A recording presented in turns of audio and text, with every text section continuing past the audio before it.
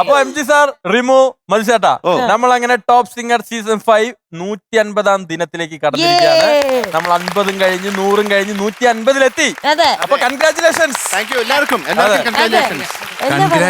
നമ്മൾ ആരോട് പറയണം? എല്ലാവരോടും പറയാം. നമ്മൾ അങ്ങോട്ടും ഇങ്ങോട്ടും പറയുന്നു, നമ്മുടെ ക്രൂസിന് എല്ലാവർക്കും പറയുന്നു കൺഗ്രാറ്റുലേഷൻസ്. പക്ഷേ നമ്മുടെ പ്രേക്ഷകരോട് നമ്മൾ നന്ദി പറയുന്നു. കാരണം ഈ 150 ദിവസങ്ങളും നിങ്ങൾ ഓരോ ദിവസവും വിടാതെ 1-2 പ്രാവശ്യം അതുപോലെ തന്നെ യൂട്യൂബിലും കാണുകയും ഞങ്ങളെ പ്രോത്സാഹിപ്പിക്കുകയും ചെയ്തതിന് ഒരുപാട് നന്ദി. നമ്മുടെ കുട്ടികളെ നിങ്ങളുടെ കുട്ടികളെ പോലെ കാണുന്നതിൽ അതിലേറെ നന്ദി.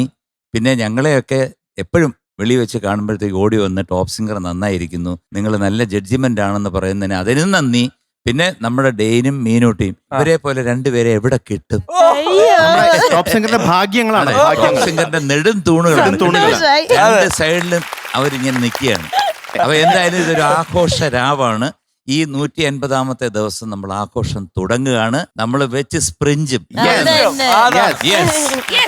ടോപ്പ് സിംഗർ സീസൺ 5-ൽ 150 ദിനങ്ങൾ പിന്നിട്ട് നമ്മൾ മുൻപോട്ട് നമ്മുടെ ഈ ജൈത്രയാത്ര തുടർന്നുകൊണ്ടിരിക്കുകയാണ്. അതിവിജയകരമായിട്ട് അറിഞ്ഞില്ല അല്ലേ? അറിഞ്ഞില്ല. അപ്പൊ നമ്മുടെ ജീവിതത്തിൽ 150 ദിവസം കൊഴിഞ്ഞില്ല. നല്ലതിനല്ലേ? നല്ലതാണല്ലോ. Hi hi. അടുത്ത ചിരി കൊടുക്ക. നീഹര, ഞാൻ കാര്യത്തിലോട്ട് കിടക്കുക. വിശേഷമൊന്നും ഇല്ലല്ലോ? ഇല്ല. അല്ല, വിശേഷം ഉണ്ടോന്ന് ചോദിച്ചാൽ അല്ല, വിശേഷം ഇല്ല എന്ന് പറയത്തുള്ളൂ. വിശേഷം ഒന്നും ഇല്ലല്ലോ? ഇല്ല. നമ്മുടെ പരിപാടിയുടെ പ്രത്യേകത, ഒരു ദിവസം പോലും നമ്മള് 7 ദിവസം നമ്മൾ വീട്ടിലോട്ട് എല്ലാവരുടെയും വീട്ടിലോട്ട് ചെന്നോണ്ടിരിക്കുക. എന്തൊക്കെയാണ് നേടിയത് ഇത്രയും ദിവസം കൊണ്ട് നീഹാരക്കുട്ടി? ഇവിടുന്ന് നല്ല സപ്പോർട്ട് ഉണ്ടായിരുന്നു. ആര് സപ്പോർട്ട് ചെയ്തു? അത് നന്നായിട്ട് പാടിയ സപ്പോർട്ട് നന്നായിട്ട് പാടാൻ പറ്റി.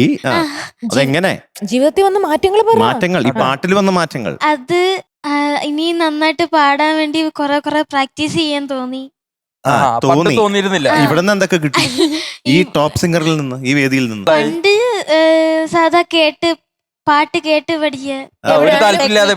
ഇപ്പം ഗ്രൂമേഴ്സ് ഒക്കെ സഹായിക്കുന്നുണ്ട്. പണ്ട് കേൾക്കുന്ന പാട്ട് കേൾക്കാൻ ഒരു ഓഡിയൻസ് ഉണ്ട്, ആ നാട്ടിലെ ആൾക്കാര്, അല്ലെങ്കിൽ അറിയാവുന്ന ആൾക്കാര്, അല്ലെങ്കിൽ സ്കൂളിലെ ആൾക്കാര്, അയൽപ്പക്കത്തുള്ള ആൾക്കാര്.